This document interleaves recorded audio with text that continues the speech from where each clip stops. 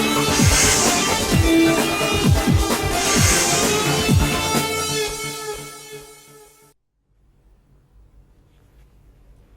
Morning. Bharathi cements సమర్పిస్తున్న business breakfast షోకి స్వాగతం. ఏషియన్ మార్కెట్స్లో కొంత నెగిటివ్ ట్రేడింగ్ ట్రెండ్ కనిపిస్తుంది ఈ weekend morning, Friday morning. SX Nifty కూడా 7912 దగ్గర ఫ్లాట్గా కనిపిస్తుంది. మేబీ కీ ఎర్నింగ్స్ ఇవాళ ఉన్న నేపథ్యంలో కొంత ఫ్లాటిష్ ఓపెనింగ్ కోసం మార్కెట్స్ సిద్ధమవుతున్నాయి. ప్రధానంగా గ్లోబల్ క్యూస్ నెగిటివ్ ఉండడానికి కారణం యూరోపియన్ సెంట్రల్ బ్యాంక్ నుంచి ఎటువంటి పాలసీ చేంజెస్ లేకపోవడం. సో వడ్డీ రేట్లను యథాతథంగా అలాగే ఉంచారు. 0% వడ్డీ రేట్ల రెజ్యూమ్ను కొనసాగిస్తున్నారు యూరోపియన్ బ్యాంక్స్ అన్ని కలిసి యూరోపియన్ సెంట్రల్ బ్యాంక్ ద్వారా. అలాగే డిపాజిట్ రేట్స్పై పెనాల్టీ విధిస్తూనే ఉన్నారు. 0.4% పెనాల్టీ విధిస్తున్నారు. ఎవరైనా యూరోప్లో బ్యాంకులో డబ్బులు దాచుకోవాలంటే పెనాల్టీ కట్టి దాచుకోవాల్సిన పరిస్థితి. సో స్టిమ్యులస్ మెజర్స్ను కొనసాగిస్తూ ఉన్నారు. 80 బిలియన్ యూరోస్ మంత్లీ ఏవైతే పర్చేజెస్ జరుగుతున్నాయో వాటిని ఇంతకుముందు లాగా బ్యాంక్ బాండ్స్లో కాకుండా కార్పొరేట్ బాండ్స్లో ఇన్వెస్ట్ చేస్తూ ఉంటున్నారు. ఇన్ఫ్యాక్ట్ ఒక విధంగా ఇది పాజిటివ్ మూవ్గానే తీసుకుంటాయి మేబీ 1-2 రోజుల మార్కెట్స్. ఎందుకంటే కార్పొరేట్ బాండ్స్ని బై చేస్తూ ఉంటాం మార్కెట్స్లోకి మరింత లిక్విడిటీ, కార్పొరేట్స్ డైరెక్ట్గా లిక్విడిటీ అందే విధానం కాబట్టి మేబీ ఈక్విటీ మార్కెట్స్ కూడా దీన్ని 1 or 2 డేస్లో పాజిటివ్గా రియాక్ట్ అయ్యే అవకాశం ఉంది. అదర్వైజ్ నిన్న మాత్రం యూరోపియన్ సెంట్రల్ బ్యాంక్ డెసిషన్స్కు మార్కెట్స్ నెగిటివ్గా రియాక్ట్ అయ్యాయి. Both US and European markets కూడా. ఆఫ్ కోర్స్ యుఎస్ మార్కెట్స్లో రిజల్ట్స్ సీజన్ కొంత మిక్స్డ్గా కనిపిస్తోంది. గూగుల్ లాంటి సంస్థల్లో కొంత నెగిటివ్ రిజల్ట్ ఇవ్వటం, స్టార్బక్స్ రిజల్ట్ పాజిటివ్గా ఉండడం, ఇలా మిక్స్డ్ ట్రెండ్ కొనసాగిన నేపథ్యంలో కొంత ప్రాఫిట్ బుకింగ్ చూసాం మనం. డౌ జోన్స్, S&P 500 అలాగే నాస్డాక్ 3 ప్రధాన ఇండిసెస్లో కూడా. మన మార్కెట్స్ పరిస్థితికి వస్తే ఎన్నోసార్లు ఎదురైనట్లే ఈసారి కూడా 7950 సమీపంలో నిఫ్టీ రెసిస్టెన్స్ ఫేస్ చేయడం, వెనక్కి రావడం చూసాం. ఈసారి కూడా అదే జరుగుతోంది. 807950 ఇన్ఫ్యాక్ట్ టు బి ప్రిసైజ్ ఆ లెవెల్ దగ్గరే నిఫ్టీకి ప్రధాన అవరోధం ఎదురవుతోంది. ప్రస్తుతం 7900 లెవెల్ను నిలబెట్టుకునే ప్రయత్నంలో ఉంది. కొంత బ్యాంకింగ్ అలాగే మెటల్స్ అండ్ ఫార్మా స్టాక్స్లో నిన్న బయింగ్ వచ్చినప్పటికీ చివరిలో కొంత ఫిజిల్ అవుట్ అయిన పరిస్థితి కూడా చూసాం. FIS మాత్రం నిన్న స్ట్రాంగ్గానే కొన్నారు. 805 crores వర్త్ స్టాక్స్ క్యాష్ మార్కెట్స్లో కొన్నారు. గ్రాస్ బై ఫిగర్ కూడా ఆల్మోస్ట్ 1000 crores పెరిగింది. 5625 crores gross buy figure FIS పక్షం నుంచి మనకు కనిపిస్తుంది. ఇందులో బిగ్ డెలివరీ బేస్డ్ బయింగ్ జరిగింది. HDFC లాంటి కౌంటర్లో 670 crores వర్త్ స్టాక్స్ కొన్నారు డెలివరీ కోసం. ICICI bank another star performer నిన్న 450 కోట్ల వర్త్ బయింగ్ ఐసిఐసిఐలో చూసాం. మారుతిలో 400 crores worth buying delivery based buying చూసాం.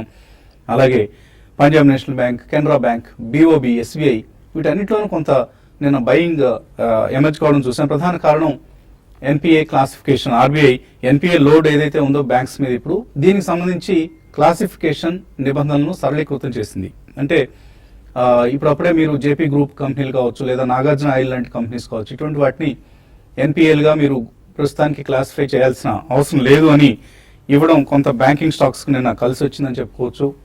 బ్యాంక్ స్టాక్స్లో బయింగ్ ఎమర్జ్ కావడం చూసాం. అయితే ఇవాళ మళ్ళీ మరొక నెగిటివ్ న్యూస్ కూడా కనిపిస్తుంది. దీనికి బ్యాంక్ స్టాక్స్ ఎలా రియాక్ట్ అవుతాయో వేచి చూడాలి. Stress emerging in another 6 lakh crore of bank loans అంటూ ఒక మేజర్ న్యూస్ ఫైనాన్షియల్ ఎక్స్ప్రెస్లో రావడం జరిగింది. మళ్ళీ fresh NPAs almost 9% of total asset book NPA అయ్యే ప్రమాదం ఉంది. అంటే SME అంటే స్పెషల్ మెన్షన్ అకౌంట్స్ అంటారు. సో SMA 1 కింద 3,06,000 కోట్లు, SMA 2 కింద 3,17,000 కోట్ల NPAs మళ్ళీ బ్యాంక్ బుక్స్లోకి చేరబోతున్నాయి. మొత్తం మీద 6.24 lakh crores వర్త్ NPAs వస్తాయన్న ఒక ప్రమాదకరమైన వార్త మనకు ఫైనాన్షియల్ ఎక్స్ప్రెస్లో కనిపిస్తుంది. దీనికి మేబీ బ్యాంక్స్ నెగిటివ్గా రియాక్ట్ అవుతాయా లేదా నిన్నటి బయింగ్ కొనసాగిస్తారా ఇన్స్టిట్యూషనల్ ఇన్వెస్టర్స్ అన్నది వేచి చూడాల్సిన అంశం. ఈ నేపథ్యంలో ఇవాళ కీ రిజల్ట్స్ వస్తున్నాయి. రిలయన్స్ ఇండస్ట్రీస్, కేయిన్ ఇండియా అలాగే HDFC బ్యాంక్, ఈ 3 ప్రధానమైన రిజల్ట్స్ వస్తున్నాయి. 3 కూడా చాలా చాలా కీలకమైన కంపెనీస్ మనకు రిజల్ట్స్ పరంగా, ఇండెక్స్ పరంగా కూడా. సో ప్రతి క్వార్టర్ లాగా ఈసారి కూడా రిలయన్స్ ఇండస్ట్రీస్ అవుట్ పర్ఫామ్ చేస్తుందా లేకపోతే ఒక సెక్షన్ ఆఫ్ ది మీడియాలో marginal decline in net profit for Q4 అంటూ వార్త వచ్చింది. అలా అవుతుందా అన్నది చూడాలి. ఎందుకంటే మనం లాస్ట్ క్వార్టర్కి ఈ క్వార్టర్కి మధ్యలో స్టాక్ మాత్రం బాగా పెరిగింది. ఆల్మోస్ట్ 850 నుంచి 1040 రూపీస్ వరకు కూడా రిలయన్స్ ఇండస్ట్రీస్ షేర్లు పెరగడం చూసాం. ఇక ఐపీఓ ఇన్వెస్టర్స్ ఆశలు మళ్ళీ చిగురించే విధంగా నిన్న ఈక్విటాస్ హోల్డింగ్స్ ఐపీఓ లిస్ట్ అయింది. ఆల్మోస్ట్ 22% లాభంతో క్లోజ్ అయింది. ఒక దశలో 33% లాభాన్ని కూడా ఇచ్చిన ఇష్యూ ఇది. So huge institutional investors interest ఉన్న కౌంటర్ ఇది. రాబోయే రోజుల్లో కూడా చక్కగా పెర్ఫామ్ చేస్తుంది ఈక్విటాస్ హోల్డింగ్స్ ఐపీఓని ఆశిద్దాం. మార్కెట్స్ పరిస్థితి గురించి మాట్లాడడానికి అనలిస్ట్ అంతా సిద్ధంగా ఉన్నారు. సో కొంత రెసిస్టెన్స్ ఎదురవుతుంది నిఫ్టీ పరంగా చూస్తే. నేను మిడ్ క్యాప్స్ లో కూడా చివరిలో మనకు కొంత ప్రాఫిట్ బుకింగ్ రావడం చూసాం. ఇదే ట్రెండ్ కొనసాగుతుంది అనుకుంటున్నారు? Yeah, definitely market is taking a breather. ఒక పాజ్ మోడ్ లో ఉందని చెప్పొచ్చు మార్కెట్. సో ప్రాఫిట్ టేకింగ్ అనేది డెఫినెట్లీ జరుగుతుంది ఇటువంటి సమయంలో. పొజిషన్ ట్రేడర్స్ కానివ్వండి ఆర్ ఈవెన్ ఇన్వెస్టర్స్, కొద్దిగా షార్ట్ టర్మ్ ఇన్వెస్టర్స్ కూడా డెఫినెట్లీ ప్రాఫిట్ బుక్ చేయడానికి మొగ్గు చూపుతారు. సో ఈ కారణం వల్ల నిన్న అది మనకి ఈసీబీది మీటింగ్ ఉన్నది కాబట్టి ప్రాబ్లీ కొద్దిగా అన్సర్టనిటీ ఉంది. బట్ నిన్న ఈవినింగ్ మనకి మార్కెట్ క్లోజ్ అయిన తర్వాత మూడీస్ వాళ్ళ అనలిస్ట్ వచ్చి I think the worst is over for banks అని చెప్పినట్టు మనకి చాలా స్ట్రాంగ్ గా తెలుస్తుందండి. సో బ్యాంక్స్ లో అడిషనల్ గా మనకి సర్ఫేస్ అనే ఎన్పిఎస్ అవన్నీ ఈ ఎన్పిఏ ట్రీట్మెంట్, అకౌంటింగ్ ట్రీట్మెంట్ ఇవన్నీ కూడా కొద్దిగా రిలాక్స్ చేస్తున్నారు కాబట్టి ఐ థింక్ గోయింగ్ ఫార్వర్డ్ కొద్దిగా స్టీల్ రంగాలు, ఇన్ఫ్రాస్ట్రక్చర్ పుంజుకుంటే మాత్రం నాట్ ఏ మేజర్ ఇష్యూ అని చెప్పొచ్చండి. సో ఈ కారణం వలన మనకి even mid and small cap stocks లో స్వల్పంగా ప్రాఫిట్ బుకింగ్ అనేది జరుగుతుంది. సెక్టరల్ చర్నింగ్ అనేది డెఫినెట్లీ జరుగుతుందండి. నెక్స్ట్ 10-15 డేస్ లో it's going to be interestingly pause. ఈ రోజు మేజర్ రిజల్ట్స్ కూడా ఉన్నాయి. సో రిలయన్స్ లాస్ట్ క్వార్టర్ కంటే డెఫినెట్లీ అంత ఆశాజనకంగా ఉండవు రిజల్ట్స్ అని ఉంటుంది. బట్ రిలయన్స్ లో మేజర్ గా everybody is looking forward to Reliance Jio launch. So ఆ కారణం వల్లనే ఎక్కువ రియాక్షన్ అందులో కూడా ఉండే అవకాశం లేదు. క్రూడ్ కింద నుంచి కూడా కాస్త పెరిగింది కాబట్టి ఆల్మోస్ట్ అబౌట్ 40% పైన పెరిగింది కాబట్టి అది కూడా కొద్దిగా ఊరట కలిగించే విషయం. All in all next 10-15 days లో మార్కెట్ కొద్దిగా బ్రీదింగ్ అండ్ పాజ్ మోడ్ లో ఉండి చిన్న రియాక్షన్స్ రావచ్చు. But I think it's going to B overall stable only. ఈ ఆపర్చునిటీని మాత్రం తప్పకుండా యూజ్ చేసుకుని డిక్లైన్స్ లో మంచి stocks in across all the sectors కొనుక్కోవాలని చెప్తాను. సో యాజ్ యూజువల్ నిఫ్టీకి 7950 సమీపంలో ఎప్పటిలాగానే రెసిస్టెన్స్ వస్తుంది. సో ఇక్కడ బై అండ్ డిక్లైన్స్ నుంచి సెల్ ఆన్ ర్యాలీస్ అన్న మూడ్లోకి ట్రేడర్స్ వచ్చినట్లు కనిపిస్తుంది. యా, ఐ థింక్ బేసికలీ మనం చార్ట్ ప్యాటర్న్ చూస్తే కనుక మనకి 5 months హై అయితే ఉందో 7979. సో ప్రాబ్లీ మనకి లాస్ట్ 5 months గా ఎవరైతే బుల్ స్ట్రక్ అయి ఉన్నారో ప్రాబ్లీ వాళ్ళు ఒక సెల్లింగ్ చేసే అవకాశం ఉంటుంది ఇక్కడ. ఎందుకంటే లాస్ట్ 3 days గా మనం ఎక్స్టెండింగ్ టాప్ అనేది మనం చార్ట్స్ లో చూస్తున్నాం. బట్ డెఫినెట్ గా 7865 దాని అబోవ్ ఉన్నంత కాలం ప్రాబ్లీ బుల్స్ కి కొద్దిగా అప్పర్ హ్యాండ్ అనే చెప్పొచ్చు. ఎందుకంటే 200-day మూవింగ్ యావరేజ్ దాటింది కాబట్టి మేబీ బుల్స్ ఆ లెవెల్లో బై చేసే అవకాశం ఎక్కువ ఉంది. ఏదైనప్పటికీ risk to reward fresh longs కి అయితే ఫేవరబుల్ గా లేదని చెప్పొచ్చు. ఎందుకంటే మేబీ మార్కెట్ పెరిగినా కూడా అప్ సైడ్ ఒక 70-80 పాయింట్స్ అంటే 8000 or 8050 దాకా వెళ్ళే అవకాశం ఉంది. బట్ ఇన్ కేస్ కరెక్షన్ అంటూ మొదలవుతే కనుక 7865 కింద క్లోజింగ్ బేసిస్ లో ప్రాబ్లీ మళ్ళీ 7650 and 77 దాకా కూడా రావచ్చు. సో ఈ నేపథ్యంలో ప్రాబ్లీ ఫ్రెష్ లాంగ్స్ అయితే కంప్లీట్లీ అవాయిడ్ చేయాలి. మేబీ 8000-8050 ఆ లెవెల్ వస్తే కనుక కొద్ది ప్రాఫిట్ బుక్ చేసుకోవచ్చు. లేదంటే I think you can buy some put options అన్నట్టు చెప్పొచ్చు. అదేవిధంగా బ్యాంక్ నిఫ్టీ నేను మనం చూసాం ఆల్మోస్ట్ ఇది కూడా 200-day మూవింగ్ యావరేజ్ అయితే ఉందో 16,755 ఆల్మోస్ట్ అది అటైన్ అయ్యి అబౌట్ 150-200 పాయింట్స్ కింద క్లోజ్ అవుట్ అని చూసాం. సో బేసికలీ ఇక్కడ నుంచి బ్యాంక్ నిఫ్టీ కూడా కొద్దిగా రెసిస్టెన్స్ ఉండే అవకాశం ఉంది. మేబీ ఇది కూడా 16,800 దాటితే కనుక 17,000 దాకా కూడా వెళ్ళే అవకాశం ఉంది. మేబీ ఈ ఆపర్చునిటీ కొద్ది సెల్లింగ్ కి యూజ్ చేయమని చెప్తాను, లేదంటే పుట్ ఆప్షన్స్ తీసుకోవచ్చు. But as of now market by on dips గా డెఫినెట్ గా చెప్పొచ్చు.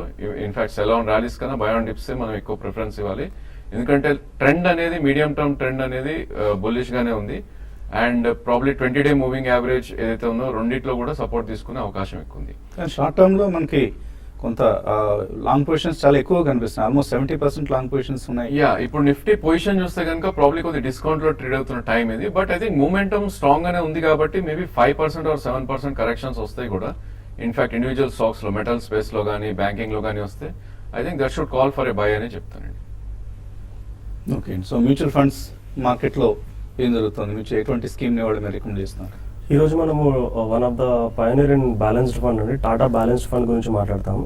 అండ్ ఈ ఫండ్ 1995లో స్టార్ట్ అయిన fund and consistent and top performance ఉన్న ఫండ్ అండి. బ్యాలెన్స్డ్ ఫండ్ అయినప్పటికీ కూడా రెగ్యులర్ ఈక్విటీ డైవర్సిఫైడ్ ఫండ్ లాగానే రిటర్న్స్ ఇచ్చిన ఫండ్. అంతకంటే కొన్ని సందర్భాల్లో కొన్ని సంవత్సరాల్లో అంతకంటే ఎక్కువ రిటర్న్స్ ఇచ్చిన ఫండ్. జనరల్గా ఇందులో 75-25% రేషియో, యావరేజ్గా 75% ఈక్విటీలో ఉంటుంది హోల్డింగ్, అండ్ బ్యాలెన్స్ ఫండ్ కాబట్టి ఇంకా 25% డెట్లో హోల్డింగ్ ఉంటుంది. అండ్ స్టాక్స్ పికప్ చేసేటప్పుడు గ్రోత్ అట్ రీజనబుల్ ప్రైస్ అప్రోచ్ని ఫాలో అవుతారు. అండ్ ఇందులో నెంబర్ ఆఫ్ స్టాక్స్ వచ్చేసి జనరల్గా 60-65% స్టాక్స్ ఉంటాయి. అండ్ హోల్డింగ్ పరంగా చూస్తే అండ్ ఏ టాప్ హోల్డింగ్ అయినా కానీ 4 to 4.5% of the total assets కంటే ఎక్కువ ఇన్వెస్ట్మెంట్ చేయరు. అండ్ నెంబర్ ఆఫ్ స్టాక్స్ ఎక్కువగా ఉండడం వల్ల ఇండివిజువల్ స్టాక్స్ పైన డిపెండ్ అవ్వకుండా పర్ఫార్మెన్స్కి ఓవరాల్ పోర్ట్ఫోలియో పైన డిపెండ్ అవుతుంది. అండ్ అందుకోసమే ఈ ఫండ్ యొక్క కన్సిస్టెంట్ పర్ఫార్మెన్స్ వచ్చిందని చెప్పుకోవచ్చు. And buy and hold approach follow అవుతారు ఎక్కడైతే underline value of business is quality is high. And top sectors వచ్చేసి financial, construction, technology, health care and chemicals. And top holdings వచ్చేసి HDFC bank, Infosys, Sun pharmaceuticals, HCL technologies, power grid corporation. Last 1 yearలో 0.97% return ఇచ్చింది. లాస్ట్ 3 yearsలో 20.59% return ఇచ్చిన fund, 5 yearsలో 13.51%, and last 7 and 10 yearsలో 20.19% and 10 yearsలో 13.65% ఇచ్చిన రిటర్న్. సిన్స్ ఇన్సెప్షన్ ఆల్మోస్ట్ 21 yearsగా చూస్తే కనుక 16.44% is the compounding return which this fund has given. ఎవరైతే కొత్తగా ఫ్రెష్గా ఎంటర్ అవ్వాలనుకుంటారో మ్యూచువల్ ఫండ్స్కి, కన్జర్వేటివ్ ఇన్వెస్టర్స్ ఉంటారో, they can have this fund in their portfolio అండి. And regular investors also can have this fund in their portfolio. Around 15-20% ఎక్స్పోజర్కి limit చేసుకుంటే మంచిగా ఉంటుంది. So one of the top performing balanced fund, Tata balanced fund. చాలామందికి market mutual fund investors అందరికీ కూడా సుపరిచితమైన scheme ఇది. ఇక ఇన్వెస్టర్స్ నుంచి కాల్స్ అలాగే మెయిల్స్ స్వీకరించే ముందు కాసేపు ప్రకటనలు.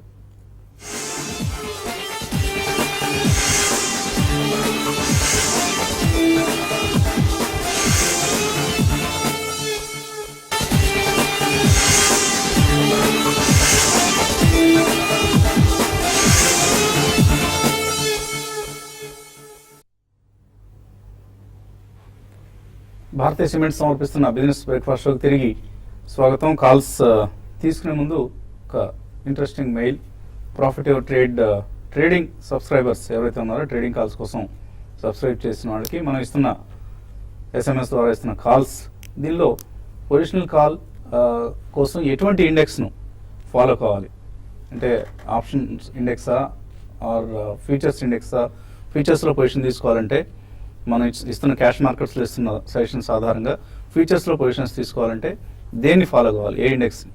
ప్రైస్ ఐ థింక్ మనం డెఫినెట్లీ క్యాష్ మార్కెట్ తీసుకోవాలండి. ఇన్ కేస్ మీరు నిఫ్టీ తీసుకున్నారంటే ప్రాబ్లీ ఫ్యూచర్స్ లో మనకి డిస్కౌంట్ కానీ లేకపోతే ప్రీమియం కానీ జరుగుతూ ఉంటుంది based on demand and supply. So మనం ఇచ్చే లెవెల్స్ అన్ని ప్రాబ్లీ క్యాష్ మార్కెట్ గానీ మనం ఇస్తాం. సో అది ఫ్యూచర్ అడ్జస్ట్మెంట్ అనేది మీరు కొద్దిగా చూసుకోవాలి. ఎగ్జాంపుల్ ఆఫ్ రిలయన్స్ 1036 అంటే అది క్యాష్ లో, మేబీ ఫ్యూచర్స్ లో 1039 ఉండొచ్చు, అంటే 3 or 4 రూపీస్ ఎక్కువ ఉండొచ్చు. సో మనం ఇచ్చే లెవెల్స్ అన్ని క్యాష్ లెవెల్స్. ఫ్యూచర్స్ లో కొద్దిగా జాగ్రత్తగా మీరు చూసుకుని I think you have to act with stop losses. So ఈ ప్రశ్న అడిగింది వెంకట్ పి పేరుతో వచ్చింది. కాలర్స్ లైన్ ఉన్నారు. మొదటి కాలర్ అనంతపురం నుంచి రామాంజనేయులు. హలో. నమస్తే సార్. నమస్తే అండి, అడగండి. ట్రేడింగ్ కోసం బ్యాంక్ ఆఫ్ బరోడా తీసుకున్నాం సార్ 161లో. ఇక్కడ 10 days తీసుకున్నాం ట్రేడింగ్ కోసం. అది ఎవరు చేసి ట్రేడింగ్ ఉంటుంది సార్. పొజిషనల్ కాల్గా తీస్తున్నారా బ్యాంక్ ఆఫ్ బరోడాలో పొజిషన్ని? అవును సార్. పొజిషనల్ ట్రేడింగ్ చేయొచ్చా BOB? ప్రాబ్లీ 10 days కోసం అయితే ఐ థింక్ ఎస్ అనే చెప్తానండి. ఎందుకంటే ఈ స్టాక్ నిన్ననే మనం 200-day moving average cross out అని చూసాం, ఏదైతే 159 ఉందో. బట్ స్టాప్ లాస్ అనేది మీకు కొద్ది దూరంలో ఉంది. 147 20-day మూవింగ్ యావరేజ్ మీరు స్టాప్ లాస్ పెట్టుకుని I think you can hold the position. So 50 rupees 10 rupees మీరు రిస్క్ తీసుకోదలుచుకుంటే కనుక మేబీ బ్యాంక్ నిఫ్టీ మళ్ళీ పర్ఫార్మ్ చేసి నెక్స్ట్ మూవ్ లో మేబీ 174 నుంచి 180 దాకా వెళ్ళే ఛాన్స్ ఉంది. ప్రకాశం జిల్లా నుంచి రాజు. హలో. నమస్తే సార్. నమస్తే అండి, అడగండి. సార్ ఈ బాలాషూరు తీసుకున్నారు సార్, ఒక 5,000 24 రూపాయల్లో. అది SSPL ఏమో 68 రూపాయల్లో తీసుకున్నాను. ఏదండి? SSPL sir. నాగార్జున ఏమో 22.5లో తీసుకున్నాను సార్. 2,000 సంవత్సరం అయింది అది తీసుకుని. ఈ మధుకాన్ ఏమో 72 రూపాయల్లో 500 తీసుకున్నాను సార్. అవి ఉంచాలా తీసేయాలా అని అర్థం కాలేదు సార్. సో ఏం చేయమంటారు?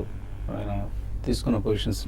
యా, ఐ థింక్ ఇవన్నీ కూడా మీరు డెఫినెట్లీ ఇన్వెస్ట్మెంట్ కి అయితే అంత ఆశాజనకంగా ఉండవండి. సో ఎక్కడైనా మీకు స్పర్ట్స్ వచ్చినప్పుడు మీరు అమ్మేసుకుంటుండాలి. Get into strong counters అండి. ఇవన్నీ small cap companies with not so good fundamentals generally మీరు చెప్పిన 3-4 కౌంటర్స్ లో. సో ఈ రిజల్ట్ సీజన్ లో ఏదైనా స్పర్ట్స్ వస్తే మాత్రం డెఫినెట్లీ వచ్చండి. మధుకాన్ మాత్రం ప్రాబ్లీ ఈ రిజల్ట్స్ బాగుంటే కొద్దిగా ఉంచండి ఓవర్ ద నెక్స్ట్ 1 year. ఇప్పుడు ఆల్మోస్ట్ 55-56 ఉంది, అది ఆల్మోస్ట్ 80-90 నుంచి రియాక్ట్ అయింది. మధుకాన్ తప్పించి మిగతా అన్ని మాత్రం you should get over into better counters. తర్వాత కాలర్, హలో. ఓకే, కాల్స్ స్థానంలో మనం మెయిల్స్ చూద్దాం. సుధాకర్ రావు అడుగుతున్నారు, హిందుస్థాన్ జింక్ రిజల్ట్స్ బాగా పోస్ట్ చేసిందా, ఎలా ఉన్నాయి results? I didn't see the results అండి, ఇవాళ వచ్చింటాయి. అండ్ నూకాల తేజ్ దీప్ అడుగుతున్నారు, ఎస్ఐపి చేద్దాం అనుకుంటున్నారట Asian paints, Aurobindo pharma, Zensar technologies, Google, Facebook, ఇవి ఎక్కడ తీసుకొచ్చారో తెలీదు. సో ఆయన ఇన్వెస్ట్మెంట్ పర్ మంత్ 35,000 ఇన్వెస్ట్ చేద్దాం అనుకుంటున్నారు. గూగుల్, ఫేస్బుక్ యూఎస్ఏలో చేస్తారా ఏంటి అనేది మనకు ఆయన స్పష్టంగా ఎక్కడ ఉంటున్నారు ఈయన అన్నది రాయలేదు. బట్ ఇండియన్ స్టాక్స్ మాత్రం Asian paints, Aurobindo pharma, Zensar technologies. Yeah, they are decent counters అండి. 3 కూడా మంచి కౌంటర్స్ సెలెక్ట్ చేశారు. You can go out and do it. Rajasekhar Reddy అడుగుతున్నారు, ఆయన దగ్గర సెయిల్ 50 రూపాయల్లో ఉన్నాయట, అలాగే పవర్ మెక్ 650 రూపాయలకు ఉన్నారు, holder cell. Yeah, sale probably ఇక్కడ హోల్డ్ అనే చెప్పొచ్చు అండి. 43 రూపీస్ మీరు స్టాప్ లాస్ పెట్టుకుని ఇన్ కేస్ ట్రేడింగ్ కోసం అయితే మేబీ 60 or 62 దాకా వెయిట్ చేయొచ్చు అని చెప్తాను. రాచమల్లు నాగరాజ్ అడుగుతున్నారు, ఎస్బీఐ 310 రూపాయలు, ఐసిఐసిఐ బ్యాంక్ 320లో, గతి 220లో ఏడాది క్రితం కొన్నారు, హోల్డ్ చేస్తున్నారు, యావరేజ్ చేసుకోవచ్చా, అమ్మేసేయచ్చా? ఐసిఐసిఐ బ్యాంక్ 320 ఇప్పుడు కాస్త యాక్టివ్గా ఉంది, 250కి వచ్చింది. యావరేజ్ అయితే వద్దనే చెప్తానండి. మేబీ డిప్ కోసం వెయిట్ చేయండి, ఎందుకంటే ఇది ఆల్రెడీ 181 నుంచి 250 దాకా రావటం చూసాం. ప్రాబ్లీ ఈసారి అరౌండ్ 200 అట్లా వస్తే కనుక 1 year 1.5 year వ్యూ ఉంటే డెఫినెట్లీ అక్కడ యావరేజ్ చేయొచ్చు. బట్ ఇక్కడైతే మీరు don't average all the 3 stocks. Arun Kumar San Francisco నుంచి అడుగుతున్నారు, హెచ్డిఐఎల్ 89లో, ఆర్ఎంసిఎల్ 15 రూపాయల్లో, ఎల్ఐసి హౌసింగ్ 478లో ఉన్నాయి, ఏం చేయమంటారు? ఎల్ఐసి హౌసింగ్ డెఫినెట్లీ రిటైన్ చేయొచ్చండి. HDIL is highly liquid counter, high beta counter అండి అది. సో ఇన్వెస్ట్మెంట్ పరంగా కాకుండా అది ఒకవేళ మీరు చేయగలిగితే మాత్రం maybe 1 or 2 trades in a quarter చేసుకుంటే మీకు యావరేజ్ కాస్ట్ తగ్గుతుంది. వెంకీ పంపించారు email, Birla sun life front line equity 2,000 రూపాయలు ఎస్ఐపి చేస్తున్నారు ఫిబ్రవరి 2015 నుంచి, అలాగే ICICI Pru, value discovery, Motilal Oswal multi cap 35, Reliance equity opportunities, Sundaram select mid cap 2,000 రూపాయలు ఎస్ఐపి చేస్తున్నారు. ఇవన్నీ మంచి స్కీమ్స్ అయినా? ఇవన్నీ కూడా మంచి స్కీమ్సే అండి. మీరు ఈ పోర్ట్ఫోలియోని కంటిన్యూ చేసుకోవచ్చు. అండ్ ఈ జనవరి నుంచి మరొక 3 స్కీమ్స్ యాడ్ చేస్తున్నారట, Franklin India Prima Plus, Motilal Oswal mid cap 30, Mirae Asset India opportunities fund. Overall గా బ్యాలెన్స్డ్ గా ఉందా పోర్ట్ఫోలియో? జనరల్ గా మనకు ఒక 5 to 6 funds in portfolio is more than enough అండి. సో మీరు మిడ్ క్యాప్ కి సుందరం సెలెక్ట్ మిడ్ క్యాప్ వాడుతున్నారు, అది యూస్ చేస్తున్నారు, that fund has perform well. And Motilal Oswal mid cap 30 fund కూడా మంచిగానే పర్ఫార్మ్ చేస్తుంది. But limit your portfolio to 5 to 6 funds. ఈ చెప్పిన ఫండ్స్ అన్ని కూడా మంచిగానే పర్ఫార్మ్ చేస్తున్నాయి. అలాగే ఈక్విటాస్ హోల్డింగ్స్ గురించి అడుగుతున్నారు, మోలేటి గణపతిరావు, ఇందులో కొనుక్కోవచ్చా ఇప్పుడు ఈ షేర్? బెస్ట్ ఇటువంటి stocks you should do SIP అండి, ఎందుకంటే these are very long term shares. మంచి కంపెనీ, మేనేజ్మెంట్ పరంగా కూడా మంచిదే, కాబట్టి నిన్ననే లిస్ట్ అయింది విత్ అబౌట్ 25 to 30% ప్రీమియం. కొంచెం డిప్ గురించి వెయిట్ చేయొచ్చు, కొద్దిగా లిక్విడిటీ కూడా బాగానే ఉంది. ఆర్ నెక్స్ట్ 6 months ఎస్ఐపి చేసుకోండి, you will get good gains. Nagaraja Bedapalli అడుగుతున్నారు, FI buying selling net positions ఎక్కడ తెలుసుకోవచ్చు? సెబీ సైట్లో ఉంటాయండి, ఆర్ ఇప్పుడు ఆల్మోస్ట్ ఆల్ ఛానల్స్లో, నేషనల్ ఛానల్స్ అన్నింటిలో కూడా మనకు end of the day provisional figures ఇస్తున్నారు ఆల్రెడీ, సో దాన్ని ఫాలో కావచ్చు మీరు. కరుణాకర్ దాసరి అడుగుతున్నారు, షిప్పింగ్ కార్పొరేషన్ ఆఫ్ ఇండియా 65 రూపాయలకు ఉన్నారు, లాంగ్ టర్మ్ కోసం హోల్డ్ చేస్తారట, ఫండమెంటలీ ఎటువంటి సలహా ఇస్తారు?